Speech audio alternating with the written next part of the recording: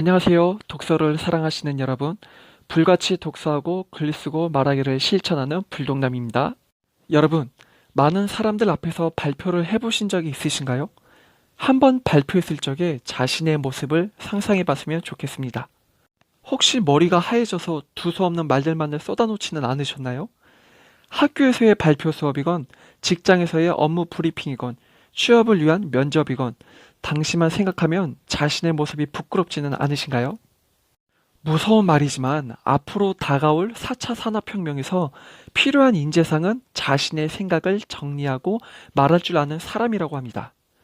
쇼펜하우어의 저서인 문자론을 보면 스피치 유형이 세 가지 부류가 있다고 하는데요.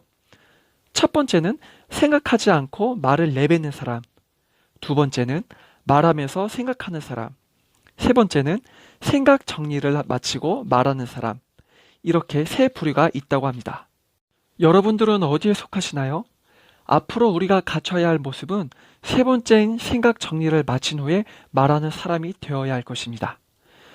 책에서 말하는 생각 정리란 논리 구조를 만드는 것이에요. 마치 커다란 뼈대와 같이 하나의 키워드로 뻗어나가는 정리 방법입니다. 주제를 정했다면 서론, 본론, 결론을 정하고 그에 맞는 사항들을 붙여나가는 것이죠.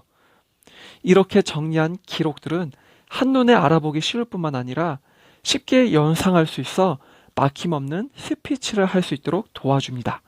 완벽한 스피치 대본이 되는 것이죠. 거듭 말하지만 시작에 앞서 제일 중요한 것이 뭐라고요? 네, 논리 구조를 먼저 만드는 것입니다. 이제 본격적으로 말을 잘하기 위한 방법들을 알아보도록 합시다. 스피치에도 서론, 본론, 결론이 있는데요. 핵심 내용을 알아보도록 하죠. 먼저 서론 말하기입니다. 서론에서 가장 중요한 것은 내가 무슨 말을 하고 싶은지를 정확히 잡고 나가야 한다는 것입니다. 주장을 명확하게 해야지 본론과 결론이 삼천포로 빠지지 않고 의도된 내용을 정확히 전달할 수 있겠죠. 오프닝 멘트로 먼저 자기를 소개할 때에는 대놓고 자랑하는 일은 삼가 주셔야 됩니다. 물론 말을 할 때 공신력을 얻기 위해 자기 학력 등을 말하는 것이 좋습니다.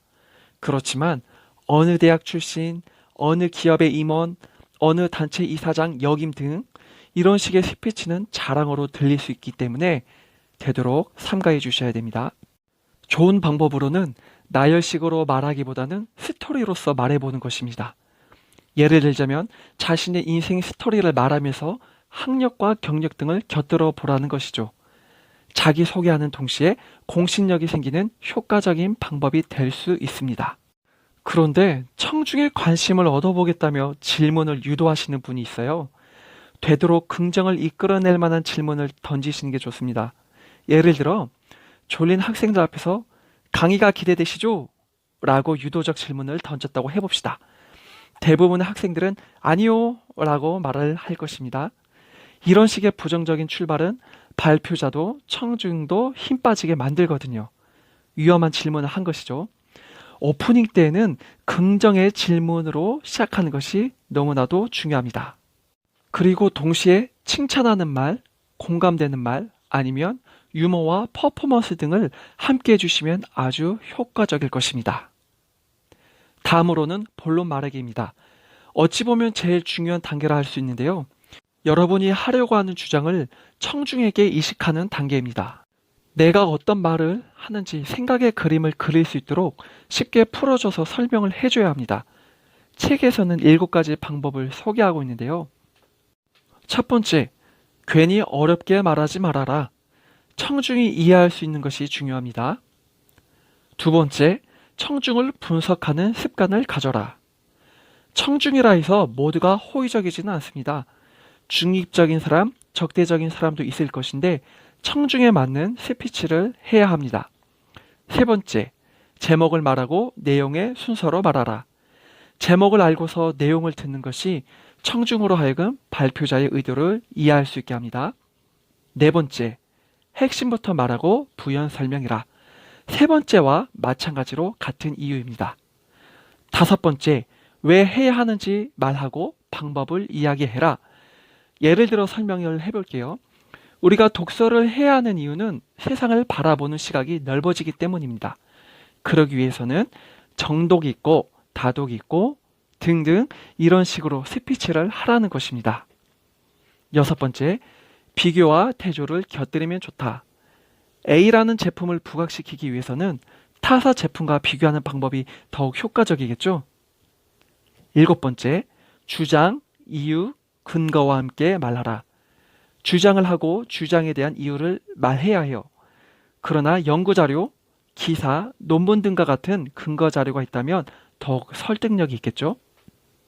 마지막으로 결론 말하기입니다. 결론은 나의 주장을 마무리하는 단계로 세 가지를 잘 기억하시고 사용하시면 되겠습니다. 첫 번째는 청중으로 하여금 종료 신호를 보내는 것입니다. 종료 신호의 말에는 이제 정리하겠습니다. 결론적으로 말하자면 이런 식의 말이 있습니다.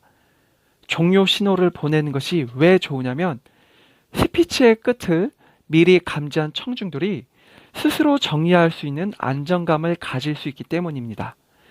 반대로 종료 신호 없이 끝낸다면 적지 않게 당황하는 모습을 보게 될 것입니다. 두 번째는 여운을 남기고 행동을 하게끔 만드는 것입니다. 여운이 남아야지 사색을 하게 되고 스스로 행동할 수 있는 자발적인 힘이 생기는 것이죠. 이처럼 서론, 본론, 결론에 해당되는 핵심 내용들을 간단히 살펴보았는데요. 책에서는 이외의 다양한 방법들과 예시들이 나와 있습니다. 참고하시면 더욱 좋을 것 같아요. 마지막으로 스피치 훈련 몇 가지를 말하고 마치도록 하겠습니다. 갖고 있는 소재가 풍부할수록 스피치의 퀄리티 또한 높아집니다. 그러기 위해선 소재 수집이 필요한데요. 대표적으로 독서와 일기 쓰기를 권해드리고 싶군요. 독서는 한 주제에 대한 빅데이터라 할 수 있습니다. 관련 분야에 해당되는 책 10권만 보셔도 스피치를 목적으로 하는 소재를 많이 갖게 되실 것입니다.